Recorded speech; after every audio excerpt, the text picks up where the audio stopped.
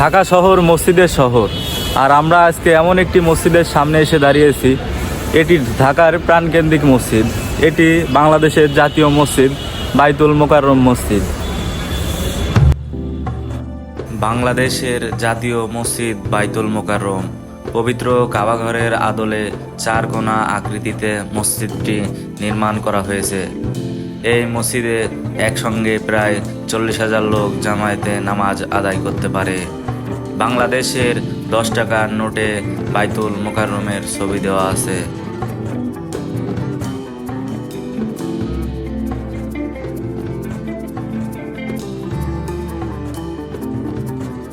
বর্তমানে এটি বাংলাদেশের জাতীয় মসজিদের মর্যাদা অর্জন করলেও এটি তৈরি হয়েছিল একটি পারিবারিক মসজিদ হিসাবে।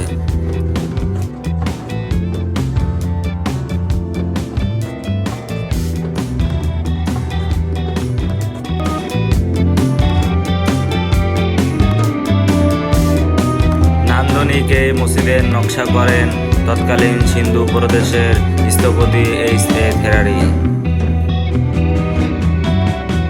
বাইতুল মোকাররম মসজিদটি নির্মিত হয়েছে পুরন ঢাকা এবং নতুন ঢাকার মিলনস্থলে।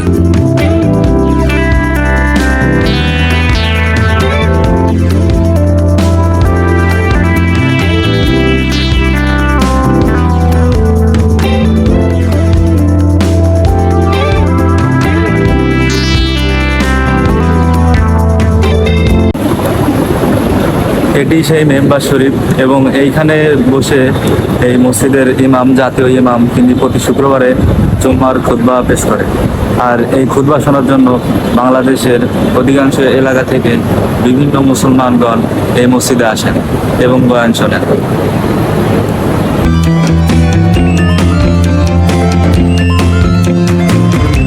এই মসজিদে প্রথমে 30,000 লোকের নামাজ আদায়ের ব্যবস্থা করা হয়েছিল।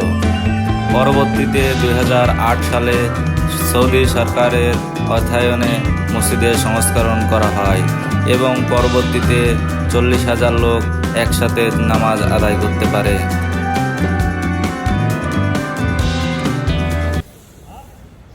সপ্তাহের প্রতি শুক্রবারে এইখানে ভিড় জমায় বাংলাদেশের লাখো লাখো মুসলমান 2 রাকাত জুম্মার নামাজ পড়ার জন্য।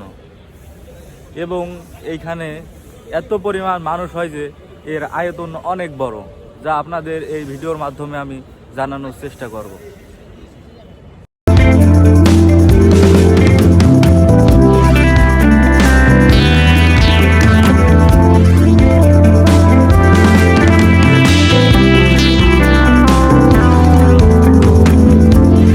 মসজিদের মূল ভবনটি প্রায় 99 ফুট উঁচু, যা একটি 8 তলা বিল্ডিংয়ের সমান। এর উপরের তলায় মসজিদ এবং নিচের তলায় রয়েছে গুদামঘর ও মার্কেট। শুক্রবারে বাইতুল মোকাররম মসজিদে জুম্মার নামাজে উপচে পড়া ভিড় হয় এবং প্রতি বছর ঈদের নামাজে এখানে এত মানুষ অংশগ্রহণ করে যে অনেক লোককে বাইরেও নামাজ আদায় করতে হয়।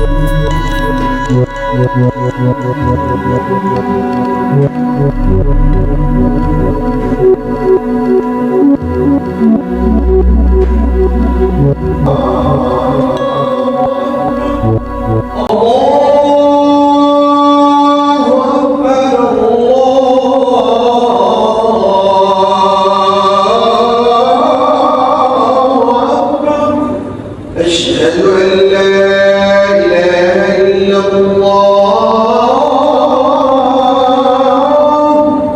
أشهد أن لا